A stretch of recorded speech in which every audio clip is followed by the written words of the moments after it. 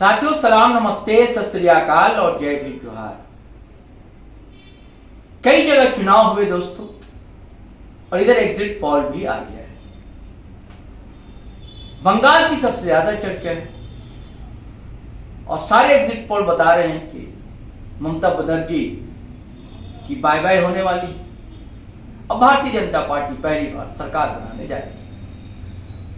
लेकिन हमारा आकलन यह है दोस्तों कि सरकार तो ममता बनर्जी की अगुवाई में ही बनेगी। अब कोई चमत्कार हो जाए, जैसे आजकल चमत्कार हुआ करते हैं, तो फिर बात अलग है।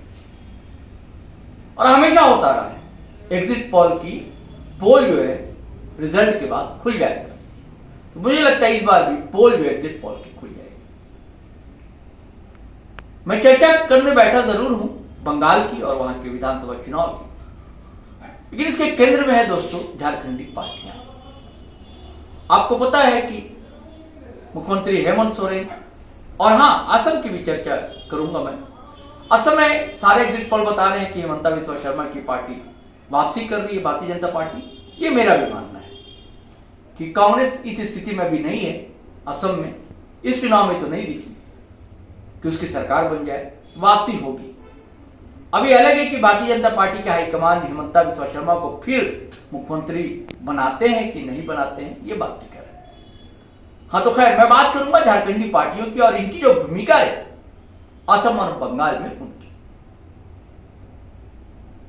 भारतीय जनता पार्टी ने जो किया, दोनों जगह पर पूरी ताकत लगाई, ताकत झोंक दी थी। और इन्हें हेमंत सोरेन, झारखंड मुक्ति मोर्चा के सुप्रीमो, जो झारखंड के मुख्यमंत्री, इन्होंने भी पूरी ताकत झोंक दी और कई महीनों से इनकी टीम के लोग लगे हुए थे वहां। और वजह एक थी खास कि झारखंड से जो लोग गए वहां पर, आदिवासी भाई बहन, जिन्हें आजकल टी ट्राइब वहां कहा जाता है, उनकी वर्षों पुरानी मांग है कि हमें एससी दर्जा दिया जाए, यार आज तक नहीं दिया गया। भारतीय जनता पार्टी ने वादे भी किए, इनके साथ और भी वहां जो ट्राइब्स हैं जिन्हें दर्जा नहीं मिला है, कि दर्जा भारतीय जनता पार्टी की सरकार देगी, लेकिन नहीं दिया। हालांकि पीएम आदरणीय प्रधानमंत्री नरेंद्र मोदी भी पहुंचे असम, टी गार्डन भी गए, लेकिन उन्होंने भी यह बात नहीं की कि इस बार सरकार देने जा रही है आपको टी ट्राइब का दर्जा। और इस मुद्दे को हेमंत सोरेन ने बहुत ही प्रमुखता से उठाया और बड़ी तादाद में उम्मीदवार उतारे। 21 उम्मीदवार थे, एक को सपोर्ट दिया था माले उम्मीदवार को, 17 उम्मीदवार जेल। और इनकी सभाओं में जिस तरह भीड़ उमड़ी, तो उससे ऐसा लगता है कि कहीं मजबूत दखल इनकी उपस्थिति जरूर होगी जेल की। अब कितनी होगी सवाल इस बात का। जेएमएम का दावा है कि 8 से 10 सीट हम जीतने जा रहे हैं। मुझे ऐसा कतई नहीं लगता है। हाँ, मुझे लगता है कि हो सकता है कि अगर 1 से 2 सीट जेएमएम जीत जाए तो आपको हैरान भी नहीं होना चाहिए। अब ये राजनीतिक पंडितों का कहना है, या कहते रहे उस समय भी, कि कांग्रेस के साथ गठबंधन होना चाहिए था, जबकि यहां कांग्रेस सहभागी है। जेएमएम के पक्ष का कहना है कि हम चाहते थे साथ में गठबंधन होना, लेकिन बहुत ही कम सीट दे रहे थे वो। खबर यह है कि जेएमएम 7 तक चाहता था, वो 3 पर राजी थे कांग्रेस वाले। तो 3 सीट पर जेएमएम कैसे लड़ता, उसकी तैयारी कई सीटों पर थी। तो होगा कि अगर मान लीजिए 1 सीट भी अगर जीत जाता है जेएमएम, तो जाहिर सी बात है कद जो है जेएमएम का और बढ़ेगा। और जिस तरह राष्ट्रीय फलक पर आदिवासियों के बड़े नेता के रूप में उभरते हुए दिख रहे हैं हेमंत सोरेन, तो इनकी पूछगछ और होने थी। अब लोगों का सवाल है कि जब असम में तो आप चुनाव लड़ रहे थे, वहां गए प्रचार के लिए, स्टार लीडर जेएमएम की कल्पना सोरेन भी गई थी, जबकि पश्चिम बंगाल लगा हुआ है झारखंड से, और कई जिले हैं जहां आदिवासी भाई बंधु रहते हैं, और झारखंड की एक बड़ी आबादी है, समाज है, कुर्मी समुदाय, वो भी निवास करता है। मतलब 30 विधानसभा सीटें ऐसी है जहां कुर्मी समुदाय और आदिवासी समुदाय के लोग निर्णायक भूमिका निभाते हैं। पश्चिम बंगाल जो जिले खास करके जो लगे वहां नहीं गए, वहां गए, वहां चुनाव नहीं उतारा, जेएमएम ने अपना उम्मीदवार नहीं उतारा, लेकिन गए जरूर। कल्पना सोरेन भी गई और हेमंत सोरेन भी गए चुनाव प्रचार के, और टीएमसी प्रत्याशी के समर्थन में यानी कि पक्ष में कई जगह चुनावी सभा को संबोधित किया। यहां तक कि कोलकाता भी पहुंचे थे, 2 जगह दमदम भी गए, हावड़ा भी गए हेमंत सोरेन, और कई विधानसभाओं में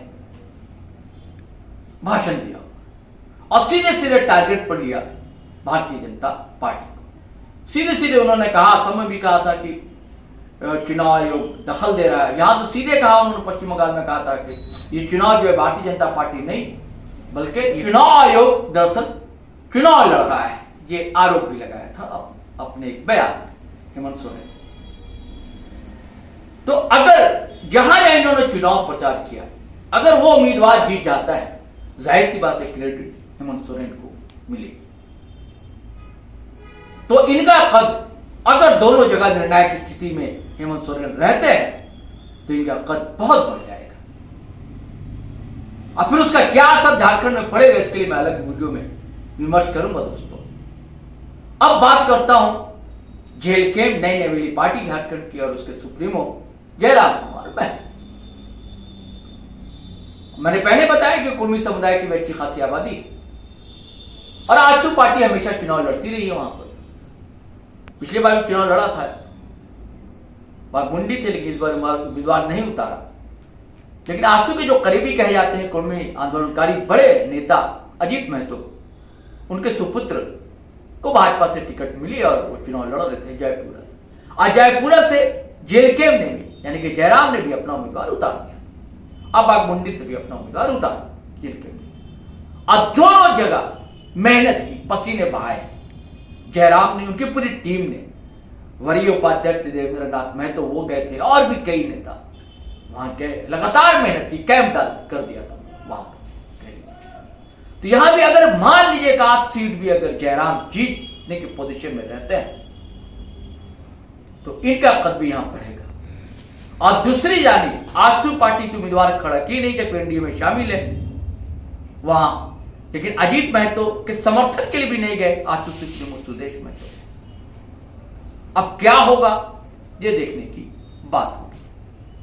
तो ये जो चुनाव है दोस्तों, बड़ी बड़ी पार्टियों के लिए एक इम्तिहान और परीक्षा की घड़ी तो है ही, लेकिन साथ ही हेमंत सोरेन और जयराम कुमार महतो का भी इम्तिहान है और उनकी भी परीक्षा है। 4 को रिजल्ट आने, अब देखने की बात है क्या होगा और उसका असर फिर झारखंड की सियासत पर क्या पड़ेगा और गठबंधन सरकार पर क्या पड़ेगा।